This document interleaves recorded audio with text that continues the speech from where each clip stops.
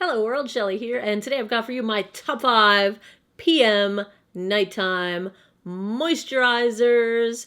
And before we get started, how about these lashes? I've been playing with the Ardell magnetic lash applicator thingamajig. I have some thoughts. I'll share them with you later. In a nutshell, I think this thing is pretty great, and magnetic lashes are kind of huge, and they take up like 560% of my field of vision right now, so I can't even see you. But I'm exaggerating. Let's move on. These are my top 5 nighttime moisturizers that I like to use, and I don't have a ton of favorites because I have had pretty good luck in enjoying the ones that I've tried. I have normal to dry skin. In the wintertime, a nighttime moisturizer for me has to be like hardcore big time moisturizer. In the summertime, I can get away with using some lighter products, but these are my favorites. These are the ones that I like the most, I use the most, I reach for the most often. First up, the one that is going to have a hard time getting knocked off its pedestal. It is my current favorite. It's been my favorite all year. It is from Belif. It is the True Cream Moisturizing Balm. This stuff is the bomb. There are a few different versions of their moisturizers. Aqua Bomb is another one. I like Aqua Bomb under makeup. In the summertime, I can get away with it. In the winter, I need something more, and this is it. I have 2 tubs of this, one in my morning bathroom, one in my nighttime bathroom, and this stuff is just super hydrating, but yet super lightweight. You can still wear it under makeup, especially in the winter. I do, and they're cruelty-free. It's a great formula, sinks into the skin quickly, and is probably the most moisturizing of all of these things here, and probably of anything that I have ever tried. I love this stuff. I would swim in it if I could. This stuff is fantastic. I always give props to Stephanie Nicole. That's where I heard of this, and she uses this. I found it there. I love it. It is the best thing ever. It has really helped my skin. My second favorite, you guys have very likely seen on my channel if you've been around for a minute or two. It is from IT Cosmetics. It is the Confidence in a Cream. This was kind of like my first ever favorite high-end nighttime moisturizer, and the one thing I don't like about this is the fragrance. It reminds me of the old tubs of Noxzema. It doesn't smell like Noxzema, but it has the same strength of a smell and the same sort of like feeling that it's unnecessary. Like, why does this have to smell so much, and why does it smell like that? I don't know, but it is a really nice moisturizing moisturizer. Duh, like that was not a great sentence.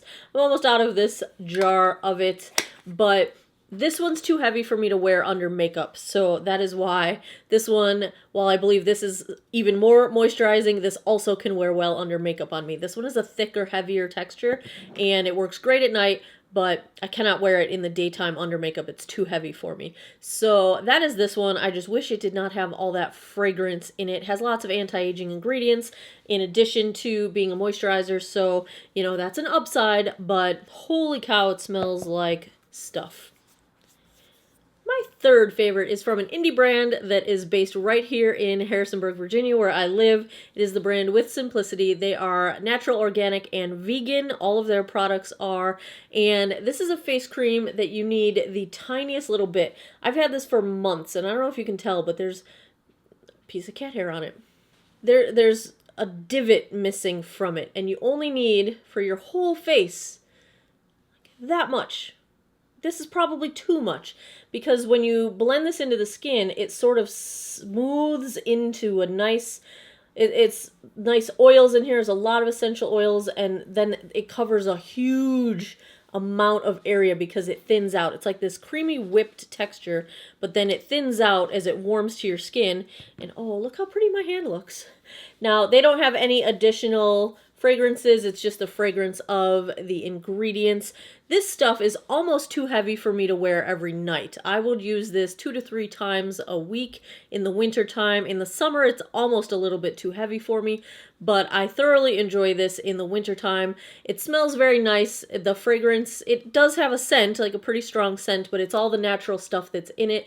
It's got frankincense, rosehip oil, it's a jojoba oil and coconut oil, and frankincense has some really good properties for, it can heal wounds, it's good for anti-aging, it strengthens the skin. So this one is another one that has really good skincare benefits as well as being super duper hydrating. I think this one I would probably avoid if you've got oily skin. It might be too much going on, but the oils in here are carrier oils, so they're not bad for oily skin. So if you have oily skin, don't think that you can't use something that is oil-based like this, but this one is a very emollient sort of oil-based texture to it. Feels wonderful when your skin is dehydrated.